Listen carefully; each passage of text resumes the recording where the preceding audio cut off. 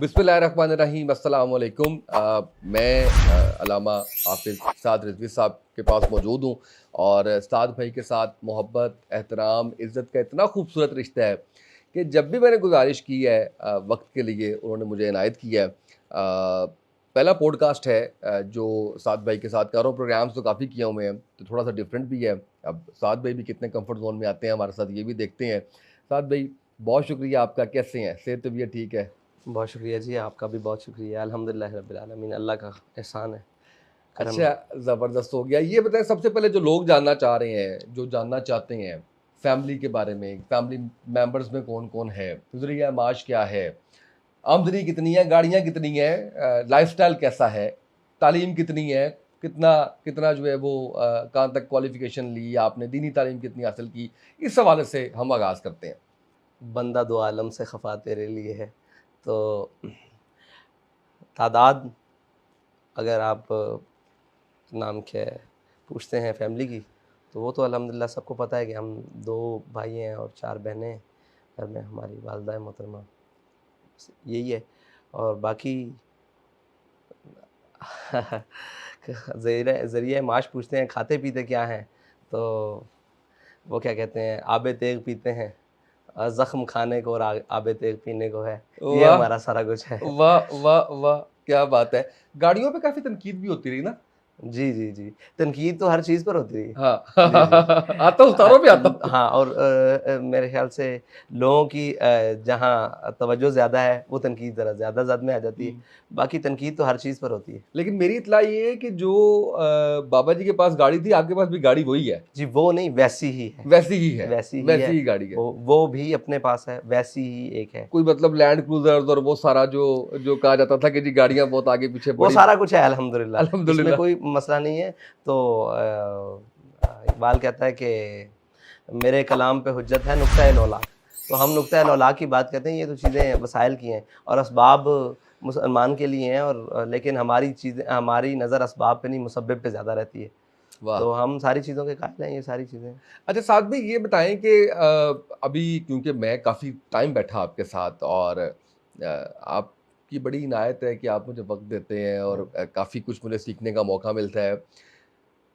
मुझे लग रहा है बहुत ज़्यादा रीडिंग करते हैं। कितना कितना एक एक दिन में कितने घंटे आप जो है वो पढ़ रहे हैं? क्योंकि आप, मैं फैज़ पे बात कर लूँ, मैं इकबाल पे बात कर लूँ, मैं हिस्ट्री पे बात कर लूँ, मैं साइंस एंड टेक्नोलॉजी पे बात कर लूँ, आप उस पे माशाल्लाह कोई ना कोई एक उसमें जदीद चीज़ जो है वो मुझे सुना रहे हैं। देखें, पढ़ने की बात करते हैं तो पढ़ तो हम लेते हैं, जो भी सामने चीज़ आए, वो जो भी सामने आ जाए, वो क्या कहते हैं कि बिल बोर्ड भी पढ़ लेते हैं और उम्माहातुल कुतुब भी पढ़ लेते हैं और जो वो अखबार पकौड़ों वाला भी पढ़ लेते हैं। पढ़ने में तो कोई हर्ज नहीं। तो लेकिन मसला ये है कि खुद बीनी खुदा सिखाए, क्योंकि आदाब खुद बीनी अभी तक कोशिश कर रहे हैं।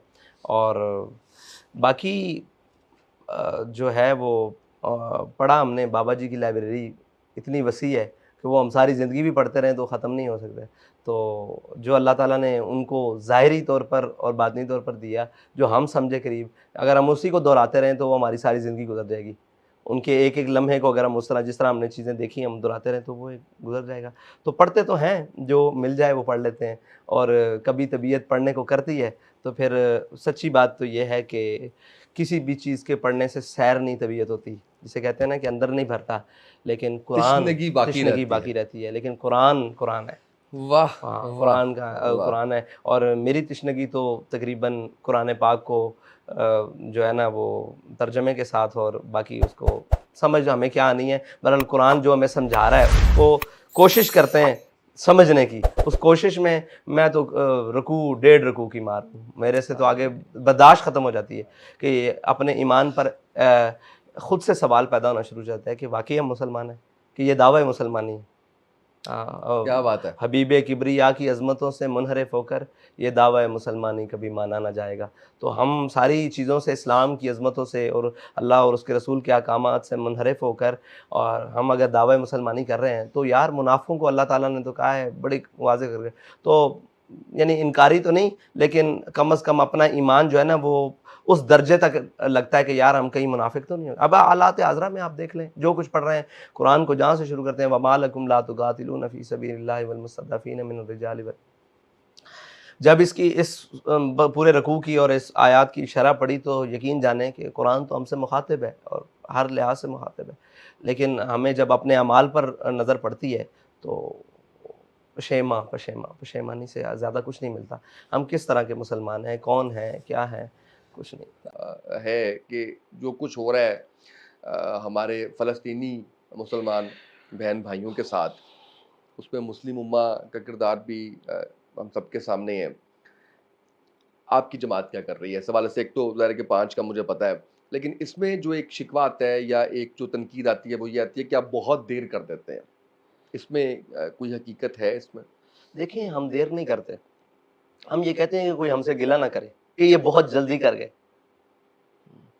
بہت جلدی کر گئے، انہیں انتظار کرنا چاہیے، ٹائم دیتے ہمیں ٹائم دیتے، مطلب باقیوں کو بھی دیکھتے، اور یہ کہتے ہیں ہم نے تو اپنے پروگرام میں کھڑے ہو کر کہا ہے دعوت میں ہم نیچے اتر جائیں گے، وزیر اعظم صاحب آپ آ جائیں، ہمارے چہروں کو تو آپ نے پہلے ہی دنیا میں ایک وہ بنا کر پیش کیا ہوا ہے کہ بڑا ہوا، آپ تو بڑے مہذب ہیں نا، آج انسانیت کی بات کرنے والے، اور آج جناب ایک انسان کا قتل ساری انسانیت کی پر راگ الاپنے والے، ان کو قتل نظر نہیں آ رہا؟